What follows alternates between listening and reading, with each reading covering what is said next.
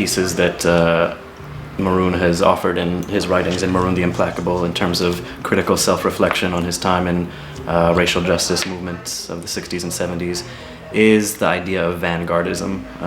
And he is quite critical, does a broad survey of worker struggles, Maroon uprisings throughout the Caribbean, South America, the US South, and reaches a conclusion that the often promulgated idea of democratic centralism, as expressed in lots of Marxist-Leninist parties, is a dead end, is a no-go, and yet there seems to be a reliance on that as a notion, falling back on this idea of a democratically centrally organized party, a party that identifies itself as the vanguard. He's quoted your late husband, the great C.L.R. James, numerous times in terms of his own critique of vanguard politics, or the idea of vanguardism. I wonder if you could talk a little bit about that, how that analysis of his resonated with you, where you see that contemporary organizing is replicating some of the models that have been unsuccessful in the past, where you see hope and positive models being created that don't fall back on that. Well, I much appreciate what he's done on this as well.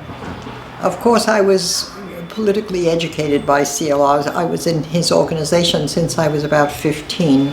And so when I learned about politics, I learned about the politics that he was putting forward, and I had chosen to do that. First of all, it was originally constructed to deal with a society which was czarist.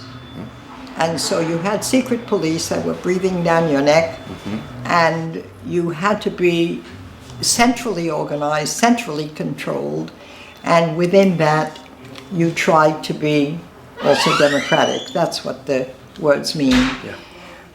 We're not in a czarist society. Sometimes we are in societies of dictatorship, and in that society democratic centralism still has a role to play, not in the same way as in 100 years ago in the beginning of the 20th century, but certainly you have to be centrally controlled if you're fighting the secret police every minute, and there has to be some centrality in all of us, because they're always sending agents to undermine us and to just divert the organization to another course rather than against the state and capital and the powers that be. And I don't think they've ever been successful. I'm not even sure that they were successful in 1917 in the so-called Russian Revolution. Of course, it wasn't only Russian, it was Russia and all its colonies. Yeah. And when you say Russian Revolution, you hide the fact that it was an imperialist regime which dominated a number of nationalities which were not Russian. So I always call it the Soviet Revolution rather than the Russian Revolution. But people don't seem to immediately say, oh yes, that's right, they don't. Okay. But I also agree that it hasn't worked anywhere, in fact. It has not resulted, and it's really a problem to result in what is central to a revolution. And what's central to a revolution is that the people from the bottom up begin to express what they want, what they need, and organize to get it. And the Bolshevik Party from the beginning really undercut that grassroots upheaval, which was the essence of that revolution. And that's the problem with the revolutions, and that's the problem that we're dealing with when we talk about the new book that we've just published by Ralph Ibbott about Abu-Jamal in Tanzania. Because you start to take power, or at least your party starts to take power. There's a problem in the party that says it's taking power on behalf of the grassroots, but is taking power on behalf of its own careerism. They don't care about the revolution, they care about whether they're going to be in charge when it's over.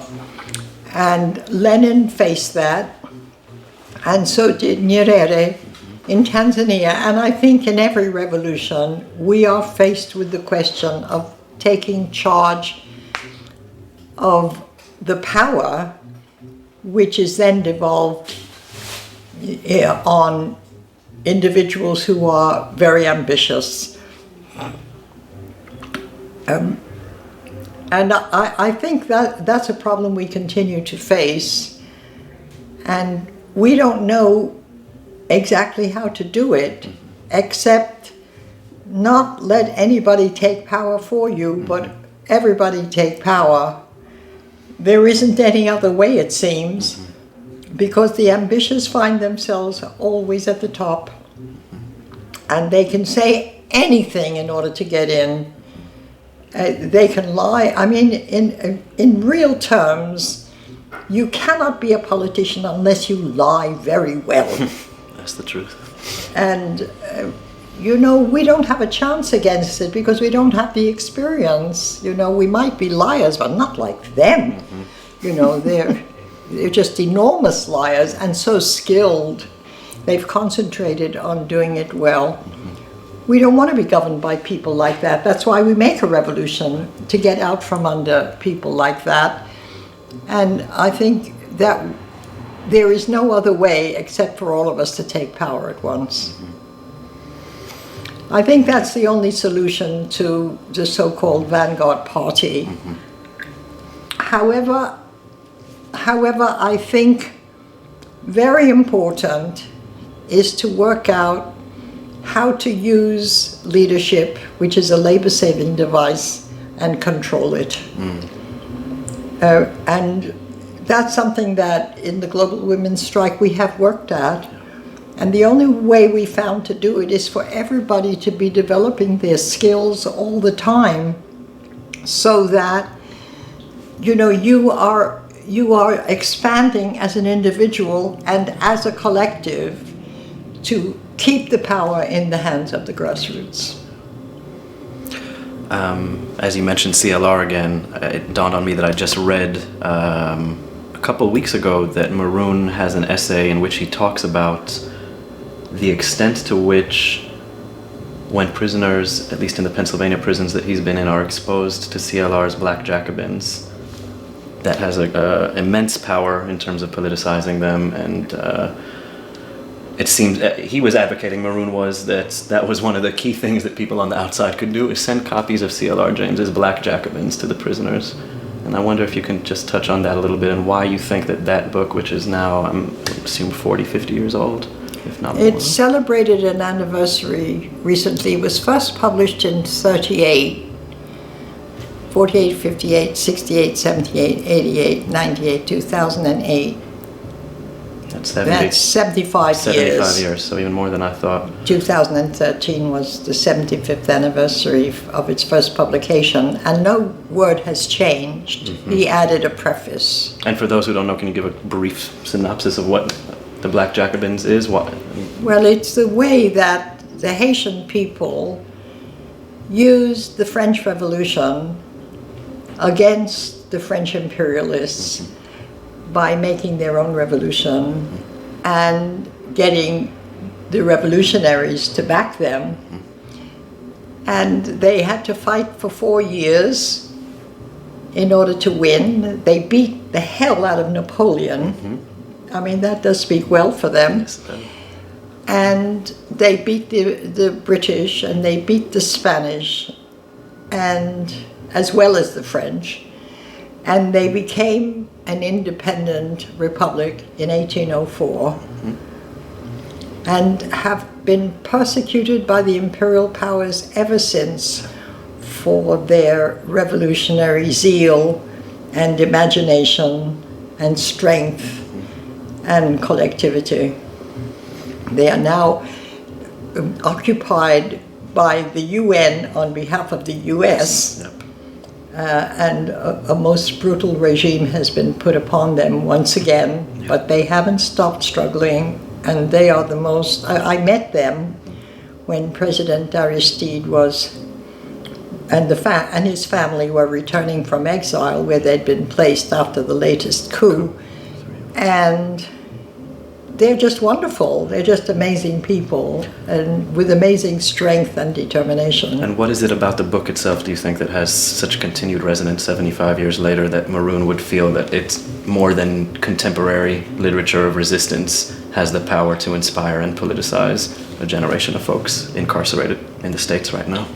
Well, it's written by a historian who's on the side of the slaves, and he therefore shows exactly what these people had, what they had to face, and how magnificent was their struggle. And it makes you feel that just because you're at the bottom doesn't mean you can't beat the hell out of them. Yeah. It really strengthens you and confirms you also in the courage and imagination of the grassroots everywhere.